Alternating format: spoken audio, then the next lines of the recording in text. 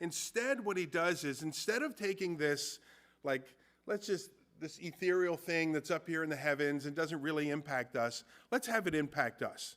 And so rather than asking this question about whether there's going to be lots of people in heaven, Jesus turns it and he says, why don't we talk about whether you're going to be in heaven? Because that's really what matters here. And you can find out if there'll be a lot of people there when you get there. So let's work on that first. He says what's important is not whether there's going to be many or few. In this instance, what's most important is whether you are going to be there or not. In his words, he says, strive to enter through the narrow door. For many, I tell you, will seek to enter, and they will not be able. Again, let's deal with first things first, and then we can talk about secondary issues later. So again, he goes on, he says, going along this lines, there are going to be a lot of people surprised, Jesus says, on that day, expecting to enter to find out that they had actually been shut out. That's crazy. I mean, when you think about that, whoa, I wasn't expecting that at all. And so look at his words. He says, for many, I tell you, will seek to enter and will not be able to. Again, when once the master of the house has risen and shut the door, and you begin to stand outside and knock at the door, expecting to be on the inside, and you're knocking, hey, the door got shut, what's going on? And saying, Lord, open to us. Then he will answer you, I do not know where you come from.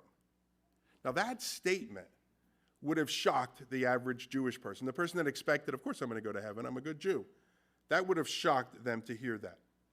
And what would have shocked them even more is what Jesus goes on to say in the next set of verses, which we started with, where he says, and people will come from east and from west and from north and from south and recline at table in the kingdom, enjoy fellowship with God the Father in the kingdom. And behold, some who are last, some are last who will be first, and some are first who will be last. He says people from the east and the west and the north and the south. That's a reference to non-Jews.